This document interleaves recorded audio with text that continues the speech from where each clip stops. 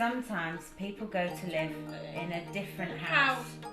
This different house or flat is called a new home. Well done. Jennie has autism and learning difficulties. Her autism affects her in certain ways, and obviously her learning difficulties have an impact on that as well. Basically, having autism to Jennie means that she has difficulties communicating with people and making her needs understood. Okay, Jennie, it's time to go to Jennie's new home now. Okay, switch the DVD off. Put your socks on and your trainers and we'll go out in the car, okay? The future's always been something that's been a massive concern to me as I've watched Jennie grow up. And services for children are difficult to come by, but even more difficult for adults with autism and learning difficulties. Hey. Look, there's a mattress for the bed. We're in Jennie's flat. Jennie's about to move in about 2 weeks' time, so we've just been spending the last couple of weeks furnishing the flat. It was completely empty a couple of weeks ago, so we've now got carpets and flooring and furniture in. Good. Well, this is monumentous, isn't it? You look really well. Thank you.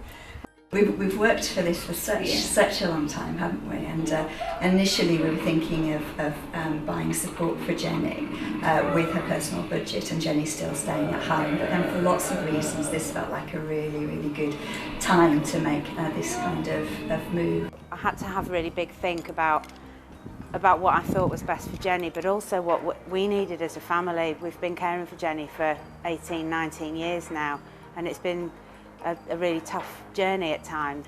Trying to have a life and balance that with working and, being a wife and a mum to my son Matthew as well. So we really had to make some tough decisions about what was going to work for everybody, but obviously first and foremost it had to be the right thing for Jennie. Lovely, isn't it? Jennie, is this room going to be your art and craft room? Yeah. And we're going to get a computer and printer set up in here for you. Yeah. Is it going to be good? Yes. And you can listen to music. We use her person-centred plan to help us sort of make decisions for her future. Is Jennie happy? Yeah. Well, basically the local authority have given us Jennie's individual budget, and what we've done with that is appoint or commission a local service provider to provide Jennie's service. And we have a contract with them to provide 24-hour care for Jennie 7 days a week. She will be able to do some voluntary work, so... Yes, please. You okay, babe? Do you want to do some colouring and sticking, Jennie, or do you want to stay in here and watch a DVD? No. That's all right, you can choose. Can you have a drink? Fizzy water and a yogurt? You want a fizzy water drink? Okay, that's not a problem. It's a nice atmosphere, it's a nice feel, and we spent a lot of time trying to choose the right place for Jennie to live. It was really important that we had to bear in mind the needs that Jennie's got, and thinking about the sensory difficulties she's got and how important environment is to her. So it was agreed some time ago that Jennie could have a personal budget, and what we decided to do with that as a circle of support was to use her budget to provide an individual service fund. I want to be Jennie's mum. I want to have a relationship with her that isn't going to be fraught with managing staff and the difficulties that can entail, really.